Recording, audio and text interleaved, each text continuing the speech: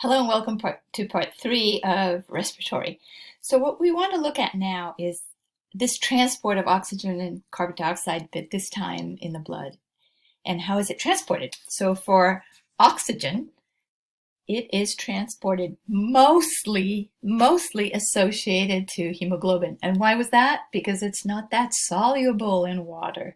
So you have to attach it onto some protein so that it's the taxi cab, right? The Uber taking this oxygen through the blood. So 98.5% will be associated to Uber, right? To that hemoglobin, the hemoglobin molecule. And the other tiny bit is dissolved in the blood, the amount that can be dissolved, okay?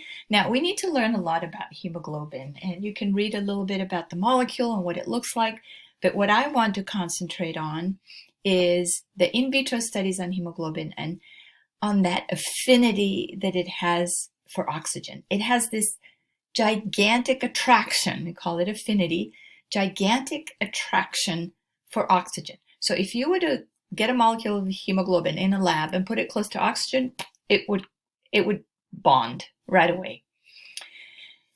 So there have been many in vitro studies on hemoglobin, and that's exactly what they did. They exposed samples of hemoglobin to various partial pressures of oxygen. It's like, what if there's very little here? How much attaches? What if there's a lot? How much attaches? Okay, just to get an idea for that affinity that this molecule has for oxygen, and also to get an idea of when does it let go.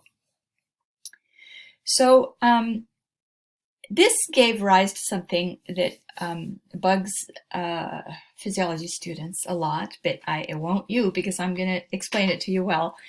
And it's called the oxygen hemoglobin dissociation curve. So oxygen is going to bind to hemoglobin, correct?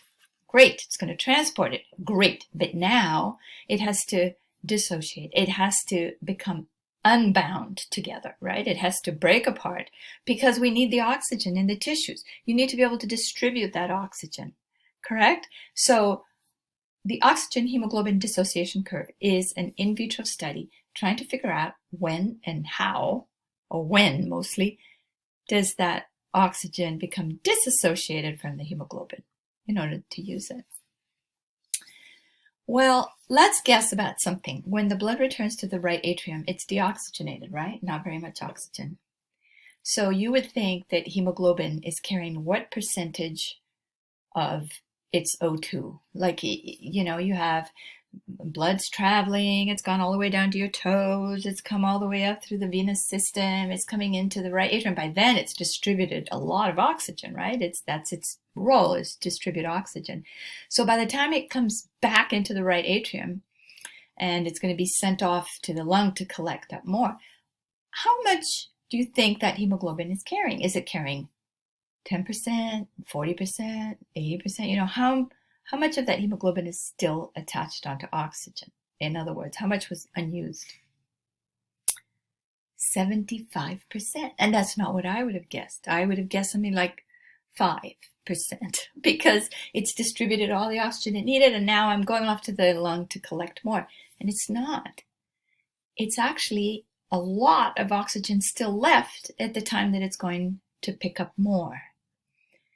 So the question is, under what conditions will hemoglobin release oxygen? I mean, obviously those tissues need it. So is it doing it only under distress? Why do we have so much oxygen left over undistributed, essentially? Okay, so that gives rise to this curve that was studied. You have to remember that it was studied not in an individual, but in a test tube, where what you're going to do is look at how much of that hemoglobin is saturated still, how much is still attached onto oxygen over time, right? And this is going to be the partial, over the partial pressure of oxygen. So if I were to give it a lot of oxygen, let's start from there. If I gave it a lot of oxygen next to that hemoglobin, then it would make sense that the hemoglobin would be 100% saturated with oxygen because I just I allowed it to load. Okay, now let's say this would be my guess if I'd never seen this before. I would think, oh, well, that's easy. when then it's exposed to 80%, 80 millimeters of mercury of partial pressure of oxygen, then I'm going to be 80% saturated, right? Because that's what was available. And it's not. It's more saturated than that. And then when I was 60, I would imagine it was 60. So I would have drawn a curve. I don't think I can draw on this pen color. I would have drawn a curve that looked more like this. It kind of followed, right?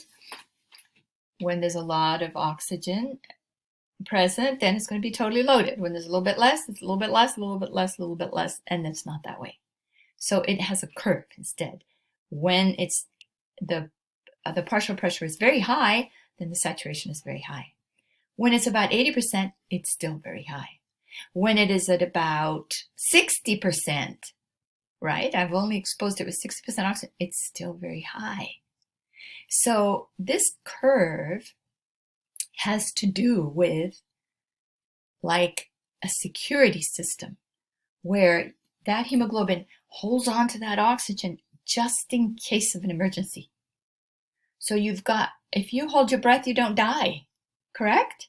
And that's because you have lots of oxygen in the savings account attached onto hemoglobin. So when that oxygen is very low, like in a resting cell, remember we looked at those values, in a resting cell it's at about 40, then it's likely to start, that hemoglobin is going to say, okay, you need it more than I do, here, take it. Okay, so from then on, look at the drop that happens here. So there, the hemoglobin says, okay, I won't hang on to it because these tissues need it, correct? But above that, it tends to have this savings account of keeping it. So this is what the oxygen saturation curve looks like, okay? It's a curve that's sort of flat at the top and then it drops. So that large amount of oxyhemoglobin is when hemoglobin is attached to oxygen, is remaining in the venous blood. And there's your reserve. I've written it out for you. It's enough to keep the brain and the heart alive for quite a bit, for about 5 minutes if the person stops breathing. Why? Because that blood will continue to circulate and that hemoglobin is still full of oxygen and slowly it will go releasing it to the tissues. Make sense? So, however, you want unloading to be flexible. In a condition of low oxygen, you don't want hemoglobin to hang on to it. You don't want that hemoglobin to stay bound and the person drowns, for example. No, you want to be able to release it to the tissues. So if need more, spending of oxygen, and then you would have less in that savings account. Now, there are certain factors that affect the oxygen unloading. And I'm going to show you what some of these are. For example, pH. If there's a condition of acidosis in the body, then it would make sense for you to want to unload more of it, right? Don't save it in the savings account, use it up. So in this diagram, the middle line here is a line that shows normal pH. Here, it's higher, too high, and here it's too low. So if too low, acidosis, then what the body's going to do, what hemoglobin's going to do is release that oxygen because it sees the need. Okay? And temperature is another thing that affects it. 37, the first curve here in the middle, is the one that is normal body temperature. If you are overheating, then release more of it more quickly, and this curve will shift to the right. If cold, too cold, no need, hold on to it. Shift the curve to the left. Okay, so the heat, think of it as doing exercise. There you are, exercising, you're a little warm, you obviously need more oxygen. So give him that oxygen, right? Release that oxygen. So temperature affects the affinity of hemoglobin that hemoglobin has towards oxygen. The other one is CO2. You can guess this one. CO2 in the middle is fine. If it were to be low, it's not such an issue. Excuse me. If it were to be high, look at this. CO2 is too high, then hey, use it. and the curve will shift in this direction. This one I want to skip and go on to transport in the blood. So how is CO2 transported in the blood? I'm afraid I'm going to have to leave this one for the last.